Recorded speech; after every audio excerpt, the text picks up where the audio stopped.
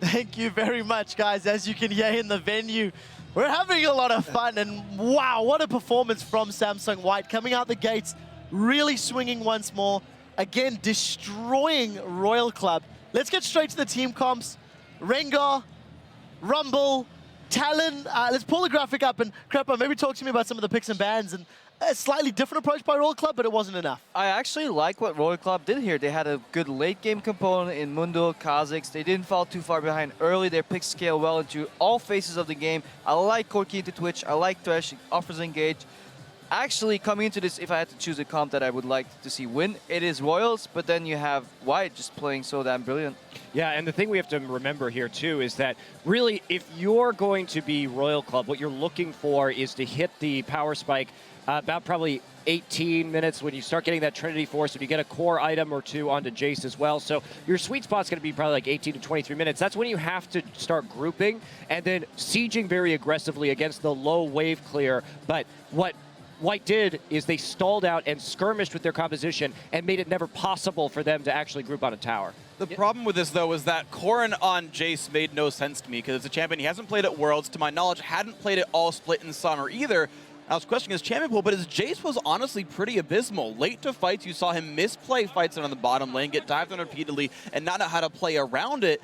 And if he had been an uncomfortable champion, like they banned his own Rise, and then he first picked the champion he doesn't play instead of getting that Rise within himself. Like, that was very odd to me, and it showed that he was uncomfortable. Yeah, it really showed that Royal was unprepared for Rengar and Rumble, which is really strange because you should know that Looper and Dandy will play Rengar and Rumble. Those are hard initiates into a poke comp. So picking a full poke comp with that Jace, Kha'Zix, Mundo, Corki doesn't make too much sense. Rumble and Rengar will just jump your face and kill you because you have low base stats. I want to bounce off that point, though.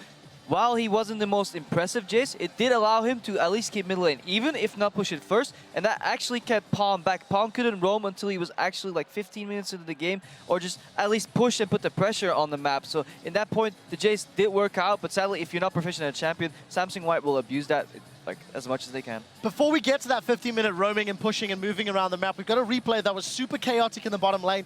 It actually wasn't too terrible for Royal Club, despite it being a 5v4. Krepa, you felt quite strongly about how this started. Yeah, so first thing I want to highlight is Samsung White, they still make mistakes, but what the beauty of their play is that how they react to mistakes immediately and how they don't get phased by it at all. And this is going to be a long replay, so I'll start it out, and then I'm going to need some help from you guys because I can't cover all this.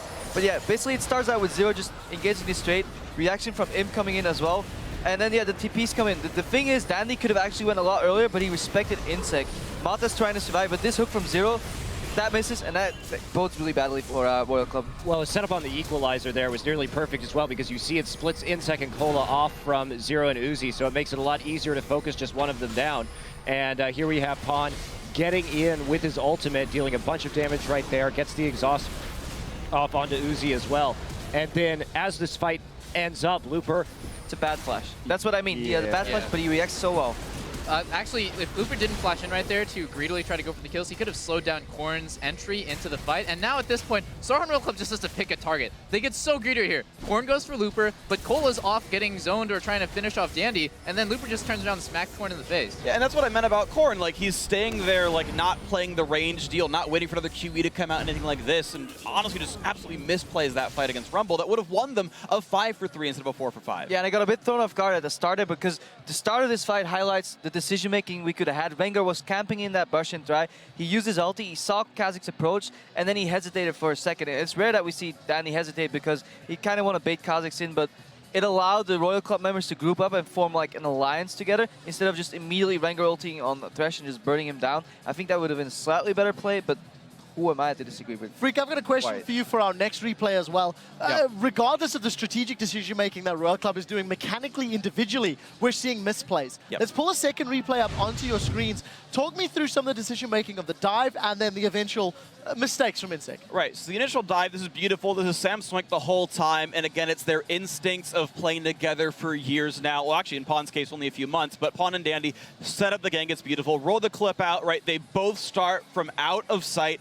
If we play it forward, we're going to see they choose to go in together. Right? They're waiting. Okay, Danny's going to stealth. You see Pawn slowly inching forward. He's waiting. He's like, Okay, now you're stealth. Okay, now it's time. There he is. I mean, it's beautiful. The flash engage. Everyone else is ready to go right on top of that beautiful stuff. Honestly, there's very little Corn can do, but he shouldn't have flashed. This is just silly by Insect. He thinks he has the kill. Pawn actually turns back to cue him to lifesteal. Thanks for Ravenous Hydra. And then Mod is beautiful. Knows he can exhaust. Knows he, or just assumes he has the healing to keep him alive. Yeah, just can't assume the burn was going to finish it off there. Double lift. You were It trying burned to him in think the end. about some of the decision-making or plays from either squad? Yeah, I was going to say, after that first replay, it just goes to show Samsung White is just so ahead of the game. Yeah, they misplayed that first fight, and they ended up trading kills when it could have been more clean, or potentially actually a loss for them. But Samsung White, it looks like they're the Power Rangers, and like Royal's just like a hot dog or something. Like they can't do anything. They're sitting in lane. They're just doing really, they're just doing normal things that actually would get them ahead if they're against anyone except for Samsung White. They're playing aggressively. They're pushing their lanes. They're looking to group and fight. But Samsung White is just like 2-3 steps ahead every single time. See, at the start of this game, I was like, oh, it's finally getting close. Maybe we'll see a good match. And then White finds a way somehow every game to flip that switch, and suddenly your 5k go down, your towers dropping one by one, and you become a hot dog against the Power Rangers. Exactly. One game away before we find out if the Power Rangers or the hot dogs are going to push on to the finals, guys. We are going to head over to Twitter and ask you guys once more to share your favorite moments from Worlds with us. Send your responses to us at LOL eSports. Use the hashtag Worlds. We will be talking about them at the end of the day in the post-game wrap-up. We are going to drop in on another one of those viewing parties that is being hosted by Coke Zero. And here are the fans in a packed house at the Cinemark Legacy Theater in Dallas, Texas, where Team Dignitas' Kiwi Kid showed up to join in. Even got a little love there from TSM in a moment or two.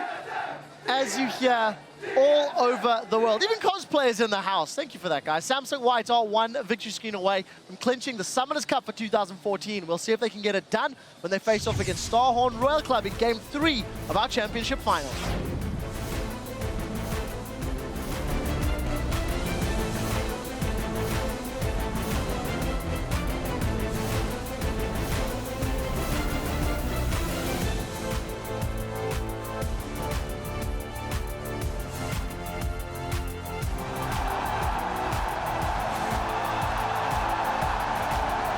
But it's first blood going over to Uzi. Gets a second one for Cola. Insect will fall. Pawn coming in. Tries to get Talon out the edge. He's going to try and get that cutthroat down. There is Insect though. What can he do? Surely we'll be able to finish off Pawn. He's actually just left the invisibility. Whoa, they go down. Coming around the side, he'll force Uzi first down. There is Pawn as well. Can they finish him off? The burn is not. Oh my gosh. Equalizer comes down. They're probably going to dive. It's Insect that'll be the first target. Equalizer goes down. Cola's already at half, but they want the squishies first. Going down to Royal Club. It could be Uzi going down. He's forced to use Summoner Heal. One last shot and the Venom takes him down. Insect falls just